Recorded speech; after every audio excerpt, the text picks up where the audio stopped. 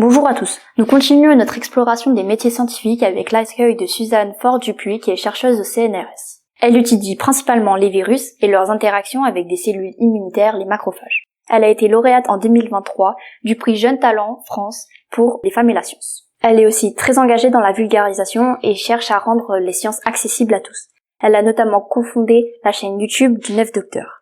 Bonjour, je suis Suzanne Faure-Dupuis, je suis chercheure en immunologie et en virologie au CNRS et je travaille à l'Institut Cochin.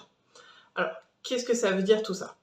En gros, mon métier, le métier de chercheur ou de chercheuse, c'est d'étudier un sujet, une question pour essayer de comprendre qu'est-ce qui se passe. Alors, ça peut être sur plein de sujets divers, des mathématiques à la chimie, la physique ou la biologie. Et donc, moi, ce sur quoi je travaille, ça appartient à la grande famille des recherches en biologie. Mais dans les biologies, on peut travailler sur les plantes, sur les animaux, sur des microbes. Et moi, du coup, j'ai choisi de travailler à l'interaction entre les microbes et un animal, qui est l'homme.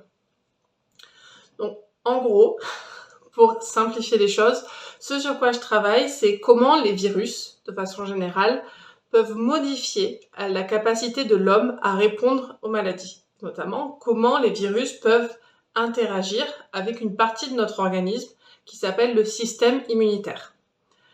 Donc, dans le système immunitaire, c'est très vaste. Il y a plein de cellules différentes qui sont impliquées, plein de mécanismes, et moi, je m'intéresse à un type de cellules en particulier qui s'appelle les macrophages. Les macrophages, en gros, c'est les petits soldats de notre immunité. On les trouve dans tous les organes de notre corps, et leur but, c'est de détecter tout ce qui va être anormal, c'est-à-dire les pathogènes comme les bactéries, mais aussi les cellules cancéreuses ou d'autres choses qui pourraient arriver à l'instant T, comme par exemple quand on se blesse, les cellules meurent, ils doivent aussi manger les cellules qui meurent. Les macrophages sont aussi impliqués dans la réparation des tissus. Donc en gros, moi ce qui m'intéresse, c'est comment un virus va pouvoir moduler les fonctions des macrophages, c'est-à-dire leur capacité, pour soit pouvoir mieux s'établir dans notre corps, mieux se maintenir dans notre corps, ou alors comment cela peut causer les symptômes que l'on observe. Donc, tout au long de mon parcours, j'ai travaillé sur différents virus. J'ai commencé en travaillant sur le virus de l'hépatite B, puis à l'heure actuelle, je travaille sur les rhinovirus, qui sont les virus du rhume, et je suis en train de développer un nouveau projet qui s'intéresse aux virus à risque d'émergence, c'est-à-dire qui pourraient causer des pandémies, et c'est le cas du virus de la fièvre jaune que j'étudie, qui est un virus qui est transmis par les moustiques. Alors, donc, dans mon parcours, pour vous raconter un peu ce que j'ai fait pour en arriver là, donc mon parcours, qu'est-ce que j'ai fait pour arriver au poste de chercheuse? Donc j'ai commencé par faire un bac S à l'époque, spécialité sciences de la vie et de la terre. Je sais que c'est plus pareil à l'heure actuelle, mais en gros, pour moi le plus important c'était la partie biologie. Donc après mon bac S SVT que j'ai obtenu en 2009, j'ai choisi de partir en fac de biologie pour différentes raisons qui incluaient le fait que j'avais vraiment envie de faire de la biologie et pas forcément des études de médecine comme beaucoup pourraient penser, et aussi le fait que la fac ça coûtait pas d'argent vu que j'étais boursière à échelon 0 et que c'était quelque chose pour moi qui était important parce que j'avais pas forcément une famille qui avait les moyens de me payer des études supérieures. Et ça tombe bien puisque je n'en avais pas besoin pour faire mon métier. Donc je suis partie à l'université Paul Sabatier de Toulouse, parce que je viens du sud-ouest, et j'ai fait une licence en biologie cellulaire et physiologie. À la suite de ma licence, j'ai continué en master, donc j'ai fait un master 1, enfin première année de master à Toulouse toujours, en biologie santé, et c'est lors de ce master, enfin ma dernière année de licence et de mon master, que j'ai découvert les virus. Donc les virus, pour vous expliquer ce que c'est un organisme non vivant. C'est-à-dire qu'un virus seul ne peut rien faire. Il a besoin d'un hôte pour pouvoir se répliquer. Et c'est ça que j'ai trouvé intéressant, parce qu'un virus c'est tout petit, c'est microscopique. On ne peut pas le voir à l'œil nu, et ça possède quelques dizaines de gènes au maximum. Et à côté de ça, on a des organismes très complexes, comme l'homme qui possède des milliers de gènes, Et un virus peut complètement nous achever, alors qu'il possède beaucoup moins de gènes. Et c'est ça qui m'a fascinée, comprendre comment quelque chose d'inerte et de si petit. Désolée pour les coupures, mais j'ai mes voisins qui ont décidé de déménager apparemment pendant que je fais la vidéo. Bref, je reprends. Donc moi, ce qui m'a fascinée, c'est comment quelque chose de si petit, avec si peu de gènes, peut faire autant de dégâts à l'homme. Et donc, vu que j'ai eu cet attrait directement pour les virus, j'ai choisi de me spécialiser là-dedans. Et donc, j'ai regardé pour ma deuxième année de master, pour faire un master recherche, donc c'est-à-dire qui me permettait de faire une thèse après. Je sais plus si ça fonctionne toujours pareil à l'heure actuelle, mais en tout cas, je voulais faire quelque chose où j'allais étudier les virus. Et donc, pour faire cela, je suis partie à Lyon pour faire un master 2 en infectiologie fondamentale.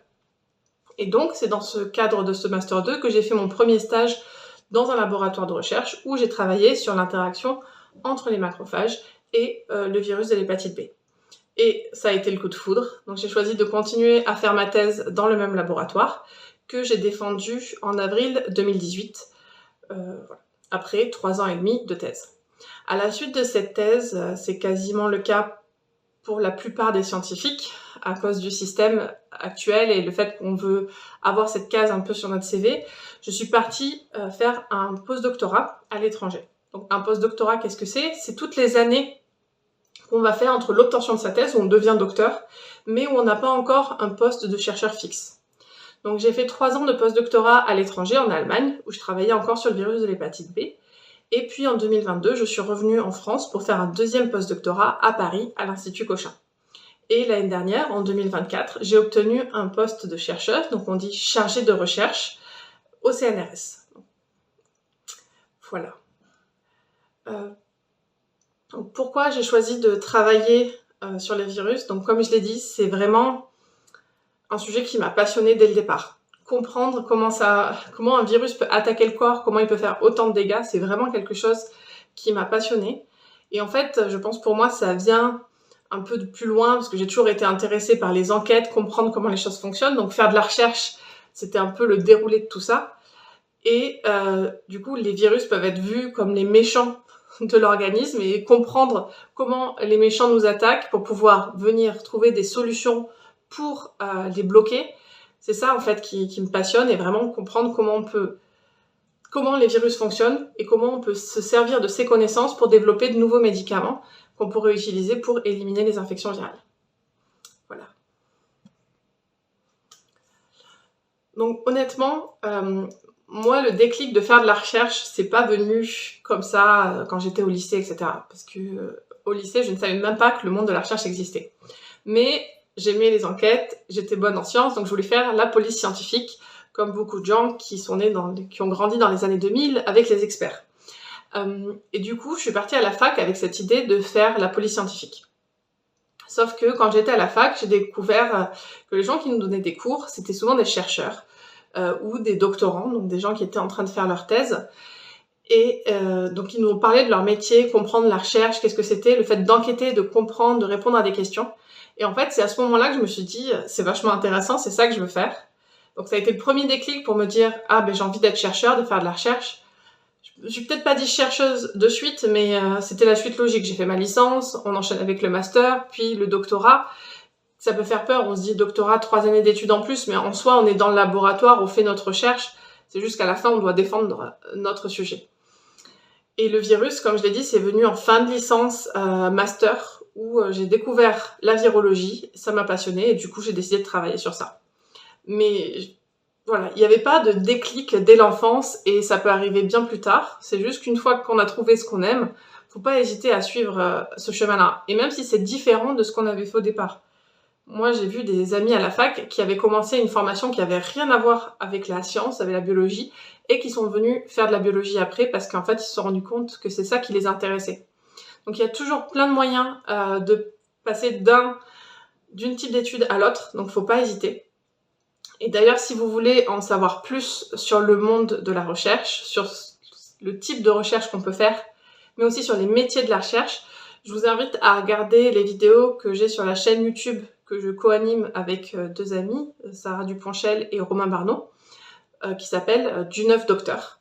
Donc voilà, on parle des différents métiers de la recherche et des différents types de recherche qui se font dans la francophonie. Donc tout est en français, mais pas forcément tout est en France. Voilà, je vous remercie beaucoup pour votre attention et puis bon courage dans le choix de vos études.